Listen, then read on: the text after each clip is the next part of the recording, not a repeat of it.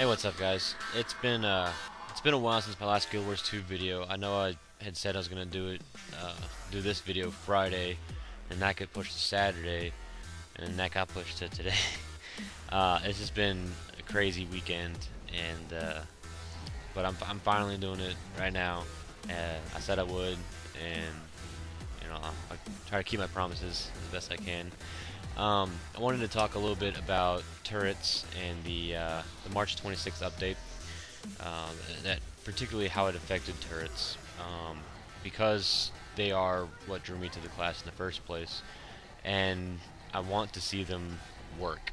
It feels like engineers aren't necessarily the worst class; they're the least played and the least finished, clearly, but it doesn't have to be that way, and I'm hoping turrets are gonna get like eventually worked out. But um, while they are, while the update did make them better for PvP in some ways, it didn't fix all the issues. And I play PVE, so um, and really, even though there are buffs such as let's see here, the thumper turret, base damage increased 66%. Base attacks now cripple for 3 seconds. Shockwave skill increased damage by 66%, and the cooldown was reduced from 90 seconds to 45. I don't think there's anything outside of like an elite skill that should ever have a 90-second cooldown. That's just absolutely ridiculous. Rifle turret had a just all-around 50% damage increase. Rocket turret recharged from 60 to 50, so that's better. I mean, 10 seconds is 10 seconds, I guess. Net turret increased the health by 25% and reduced the cooldown from 60 seconds to 45. And then the flame turret reduced the recharge from 40 to 25, and that's a significant decrease. And then increased the attack arc from 30 to 60 degrees. And 2 points here I want to make real quick before we move on is that even though they buffed Shockwave's base damage by 66%, it's still only like 100 attack damage more than my surprise shot, and surprise shots every 10 seconds, whereas Shockwave's every 45 seconds. That's ridiculous.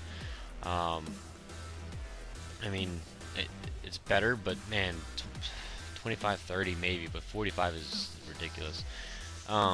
Real quick though, let's go ahead and I did go into Citadel of Flame in a kind of a hybrid build, as you can see here, just to kind of test and see how turrets work in PvE. I'm not really used to them. I use kits all the time, but after what they did to kit refinement, I don't really see the point in using kits right now. Not too heavy. I mean, I do use my bomb kit and my elixir gun, but I don't use kit refinement anymore.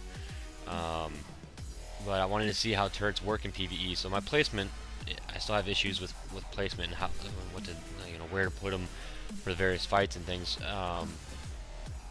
But I only use the rifle and the rocket turret because the range is so far, like 1,000 I think for rifle and 1,200 for rocket. And so you can set those far back, and then I ran in with my bomb kit and just started blowing stuff up. I know that kind of helped a little bit, with the turrets not dying as often, but they're still pretty high up on the mob priority list, and they still super weak to the AoE. You can see like I'll lay it down, and then the boss will do like an area cone attack with like fire or whatever, and destroy them. So then there's 20 seconds before I get to summon another one, and that's 20 seconds I'm not using my utility skill. You know what I mean? I'm not benefiting from it for quite a while. And not only that, but using the whatever it's called, a skill that makes your turrets explode and do damage and knock enemies back. When they're so far back and they're getting hit by like long-range AoE attacks or just long-range attacks in general, and then they blow up, then they're not actually hitting anything anyway. So it's handy to do that like in a tight area, but I don't want my turrets to be destroyed, and that's why I didn't use the flame turret, even though they increased the arc, which is definitely handy, and it'll hit more often, hit more things, but with a range of only 450, that's got to be like pretty close up in there, and then within seconds it's already dead. So I just didn't really see the point in using it. So I mean, if you're wondering, are turrets viable now after this patch? In PVE, no. Net turret, it's very single target based utility skill, really good for structured PvP. Not really doesn't really do much of anything in PVE. You tend to be groups, fighting groups of mobs or a boss, and the boss has defiance, so it's not gonna do much of anything for you. And